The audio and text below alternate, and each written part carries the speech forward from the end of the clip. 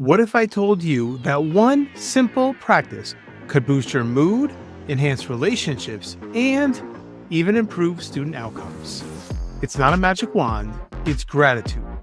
And today, we're diving into how practicing gratitude as educators and leaders can transform your teaching, your school, and even your life. Welcome to the Teach-Lead-Innovate podcast, where we dive deep into the heart of innovation, leadership, and transformative ideas shaping the future of education and technology. Each episode is a journey into the minds of visionary educators, thinkers, and leaders who are not just talking about change, they're living it. Real people leading real change. This is where passion meets practice and ideas come to life. Welcome to the Teach-Lead-Innovate podcast. Welcome, everybody, to Teach-Lead-Innovate. It's Monday, December 30th. I am so happy that you are here with me today. And we're going to kick off the week. It's Monday with inspiring stories, actionable tips, and latest news to energize your teaching and leadership practices.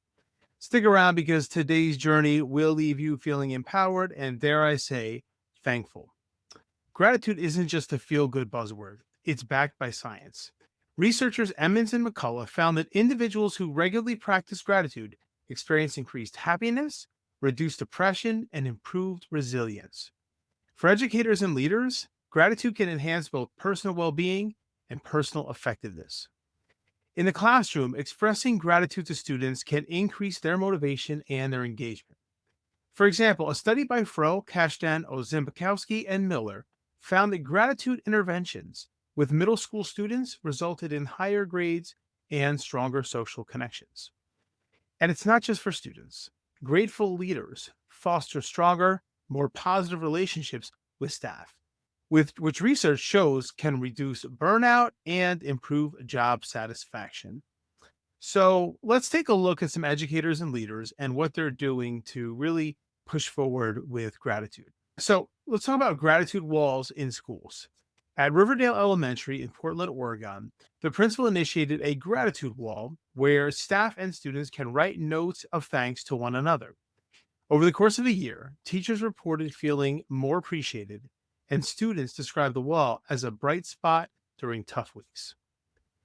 And in Melbourne, Australia, a high school implemented a policy encouraging students to write thank you notes to teachers at the end of each term. Teachers shared that these simple gestures boosted their morale, particularly during the stressful exam period. This is what it's all about. It's about taking a few moments out of your day, out of your week, out of your month, out of your term, out of your marking period, and showing gratitude if you're a teacher, to other teachers, even to students to teachers. Because at the end of the day, we all want to feel like we are appreciated, like what we do matters. That's what it all comes down to, right? Yes, this is science, but dare I say, as I always say, this is also common sense. So here's some recent news that ties perfectly into today's theme of gratitude. So just recently, Edutopia published an article about the growing trend of gratitude circles in schools across the United States. And these are short morning meetings where students and staff share something they're grateful for. Schools piloting this practice have seen noticeable improvements in classroom climate and student-teacher relationships. And this practice is easy to implement. It's so easy. You can start literally when we go back from break, taking 5-10 minutes. And it has a ripple effect. It not only improves individual well-being, but also strengthens the entire school community. So gratitude doesn't require hours of planning. It's about small, consistent actions. And here are 3 ways to make gratitude a daily part of your routine.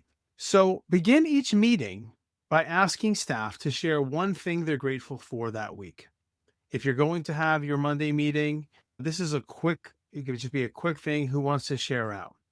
And it sets a positive tone and reminds everyone of the good amongst the challenges, because there are challenges, we know it. How about also you could integrate student gratitude journals. So encourage students to write down 3 things they're grateful for each day. This is a practice I always used in my high school classroom. And I felt like for some students, especially those going through challenging situations, it was so important for them to remember every day the things that they were grateful for, to just kind of keep them anchored in. And research by Emmons and Stern suggests that this simple practice can improve emotional well-being and academic performance. And dedicate one day each week to send thank you notes or emails to colleagues, parents, or students. These small acts of appreciation go a long way in building a positive culture. I remember as a teacher, I would oftentimes just get a handwritten note from maybe one of my vice principals, principal, and j- just meant the world. And then, like, I see you, the work that you're doing matters.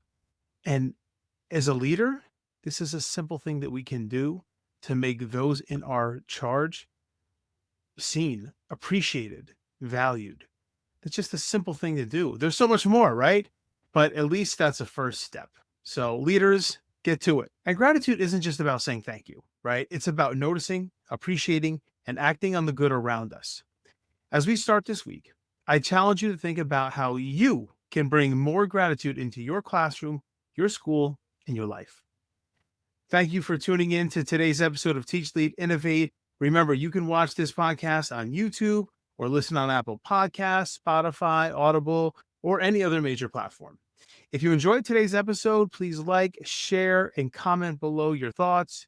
I'd love to hear how you're incorporating gratitude into your practice, and I'll be sure to respond. All right, until next time, stay inspired, stay positive, and have the best day ever.